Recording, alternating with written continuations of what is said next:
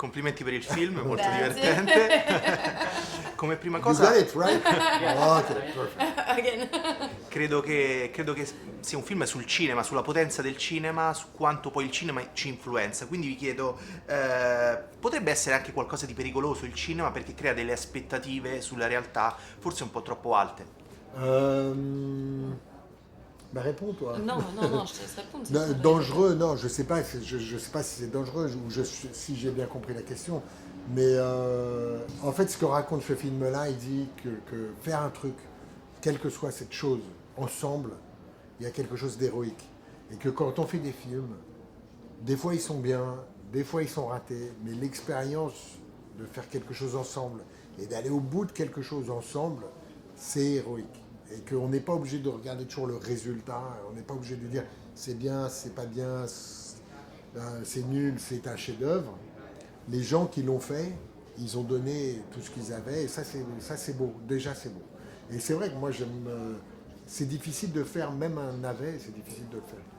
Riusciremo prima o poi a staccarci dalle etichette da videoteca quando si parla del cinema? Je sais pas, moi j'ai toujours essayé de faire des films, comment dire, avec plusieurs niveaux d'ambition, mais j'ai toujours considéré que le cinéma, il était fait pour tout le monde, donc je fais pas du cinéma pour les critiques, je fais pas du cinéma pour les festivals, je fais du cinéma pour les gens.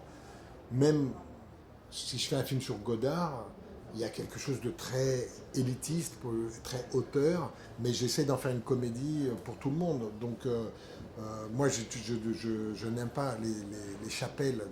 Les auteurs font du cinéma d'auteur, les comiques font des comédies, etc. Donc oui, le film, il a plein de choses qui le fournissent. Après, je ne sais pas vers quoi on va, hein, mais oui, j'aimerais que les genres se mélangent. Moi aussi, d'accord. Putain, c'est hyper métaphysique. Je sais pas quoi répondre à ces questions. Je sais pas quoi répondre. Bah, sur le mélange des genres. Oui, bah, je n'ai pas de... Je sais pas quoi dire. Ok, tu passes. Ouais, je passe aussi. Buzz. Ultimissima cosa, gli zombie al cinema ci sono praticamente da sempre, perché secondo voi sono così amati? Attends, je vais répondre à celle-là. Vas-y. Je peux te prendre ta... Vas-y, va. Je pense parce que ça nous donne une vision du monde qu'on n'a pas envie d'avoir. C'est-à-dire que c'est vrai qu'on n'a pas tous envie de se retrouver morts, à faire tous la même chose, la peur d'écraser la société. Une société de dictateurs, par exemple, où tout le monde pense pareil, tout le monde s'habille pareil, personne n'a de sentiments. Et c'est cette crainte-là qui fait que quand on regarde des films de zombies, on est dans un état un peu de sentiment d'angoisse, quoi, je pense. À toi, vas-y.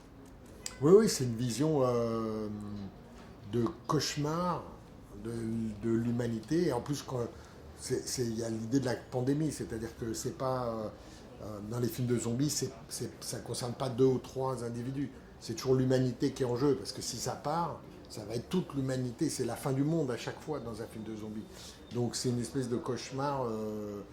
C'est un des rares genres avec les films de super-héros où c'est vraiment l'avenir du monde qui est en jeu à chaque fois. Donc ça nous donne une vision,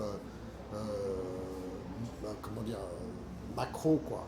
C'est une vision globale. C'est une espèce de cauchemar ultime. Je crois que c'est ça aussi qui donne le succès. Ouais.